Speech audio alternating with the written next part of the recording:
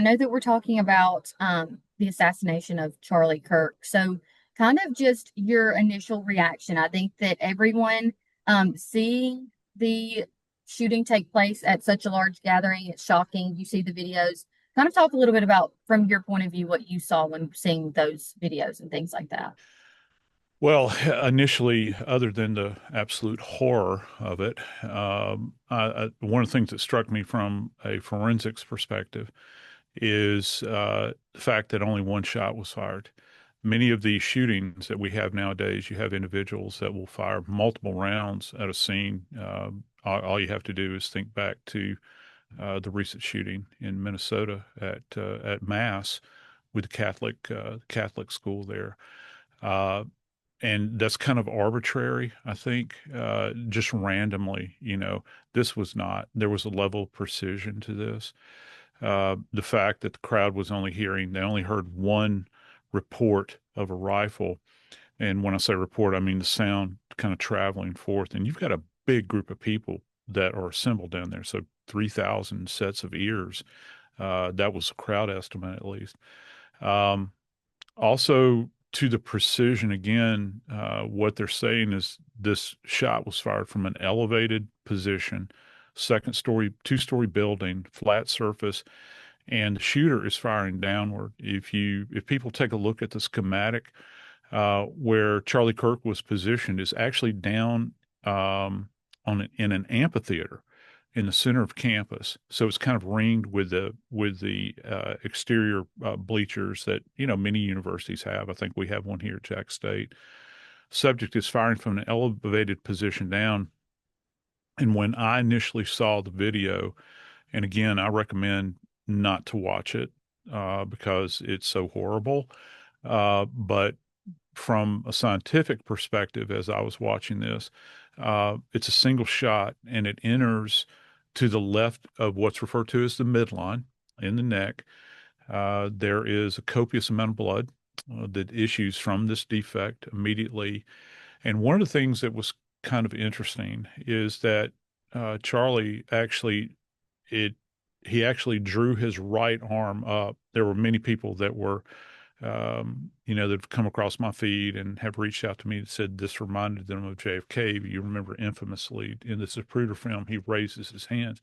This is generally a response, a neuromuscular response. Just to kind of frame it, if you ever watch college football and people get hit in the head or they sustain a spinal injury, this neuromuscular response, it almost looks like they're seizing. Well, his right hand raised like this, and then he topples over. Um, the clearance that the shooter had because he was under a tent, Charlie was positioned under a tent. Um, it had to clear that on the top side. And then this is the really chilling part. This round passed over the tops of hundreds of people's heads that were gathered there just forward of his seating position. And it wound up here. And again, you can have a professional shooter that can come on and talk about things like bullet drop and the wind and all that sort of stuff. Um, I knew it was odd in one sense because we only heard one shot. And as it turned out, FBI is now revealing that they have recovered a bolt action rifle. Initial reports are that it is a Mauser 30-06. So that's a 30 caliber round. The aught six part comes in. The round was actually developed in 1906. It's a weapon. It's a weapon of war that was used in World War One, World War Two, and into Korea. That caliber was okay. The Mauser is a German manufactured weapon originally. So one of the things that kind of struck me about this is how, because a Mauser is a very robust weapon. It has a wooden stock. It's not like a modern weapon where it's like easy to break down. How did he get that up on the roof and nobody see him? Also, the video that we have of him coming off of the building, it doesn't appear that he has a weapon in his hand, but this weapon was found deposited out in a wooded area that's just adjacent to campus. It's not like it's out in the wilderness where they found this. And The authorities believe that that was his exfil area. He was moving away from the spot at that point in time, left it there. Another odd piece to this, he didn't cycle the weapon apparently because the spent round was still in. With a bolt action rifle, you physically have to cycle it like this and introduce a new round or a live round into the chamber. That didn't happen, Gracie. It didn't happen. And he actually deposited this weapon with that spent round still in place. They've recovered a palm print from the surface of the weapon. But again, if this kid has never been, the alleged suspect has never been hooked up on charges, his prints are not going to be in NCIC. So you won't have anything that matches back to him. I mean, it's great that they recovered it. You can get a print from him now. They can compare that. But if folks are thinking, yeah, they'll put it into the system and find it, I think that that would be a fool's errand. You're not going to find it there. They'll run it anyway. Um, there were other prints that were left behind. There's an image from the top of the building that has emerged now because the top of the building is actually covered in gravel with evidence markers surrounding it. You can see where there's an impression in the gravel that appears to be consistent with somebody laying in a prone position, and the line of sight is directly where Charlie Kirk was positioned from there. So going back a little bit to what you were saying about right after Charlie got shot and his reaction, or Mm. his the way that his body moved afterwards, Yeah. do you think that I think that a lot of people were wondering because there were rumors initially that he could have lived, but when you saw the video, did you think that he could live from that? No, no, I didn't. I felt as though that if we had a team of the finest UAB vascular surgeons standing there adjacent to him, ready to go, I think this was an unsurvivable injury he sustained. I haven't seen the autopsy results. I don't think that any of us will until after, and there will be a trial. They're putting together a packet right now. The trajectory of this round, where it kind of, I think that it may have, obviously, it transected the vessels in his neck. You got, and everybody's pretty much aware of this. You know, when you feel your pulse adjacent to your larynx here, you can actually feel the pulse throbbing. Well, this shot was just to the left of larynx. And what's next along that path? Well, it's cervical spine. So if you think about C1, C2, C3, C4, anything in that range, that's unsurvivable generally, because in that area it actually controls the diaphragm, taking in air, pushing out air. You're not going to have that capability. Um, I think that people want to try to take comfort in the idea that that maybe this was instantaneous. He didn't suffer. I can't answer that truthfully. I don't know, but I will say this was unsurvivable. Certainly unsurvivable injury that he sustained. And you talked a little bit about the distance that the shooter was from Charlie and where the bullet landed. Where do you think that he was possibly, is there any way to know where you think he was aiming?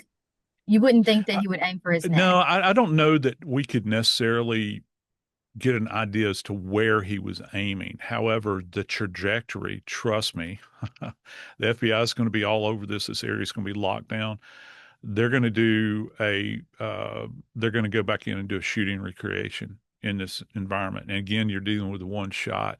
They will have to approximate the location where Charlie Kirk was positioned relative to where they suppose that the shooter was positioned. I'm not saying this is an elementary thing to do, but when you consider some of the crime scene reconstructions that the state and state officials, state forensic scientists, as well as FBI forensic scientists do, this is going to be kind of simplistic relative to this. They can get an idea, but there are too many other factors that are associated. Let's just say there is actually something that is referred to as bullet drop. From 200 yards, I don't think you're talking about that much bullet drop, if any at all. And what that means is very simple. What that means is when a round is fired, just like every person on Earth, we're all impacted by gravity. Well, projectiles are no different. So gravity is going to begin to pull that round actually down like this. So let's just say that an individual may have been aiming, for center mass of someone's head. It could drop, potentially that much, but you also have crosswinds, you have tailwinds, all these other things kind of affect it. They can get a generalized idea though, and they're going to do quite the recreation that will eventually be presented in court. I can guarantee you that. And that was kind of leading up to my next question. We heard reporters say this morning that it's still set up. The tent that Charlie was under is still there. Yes. It's kind of like they've not touched it. And it's been close to 48 hours since it took Yep. place. Talk a little bit about that and processing such a large scene. There were so many people there. Yeah, there are a lot of people. And, I was chatting with somebody earlier, talking about video. I mean, we don't go anywhere without these doggone things in our hand. And when you go to an event like this with such a high profile subject, uh, people are going to be videotaping everywhere. So you've got multiple POVs.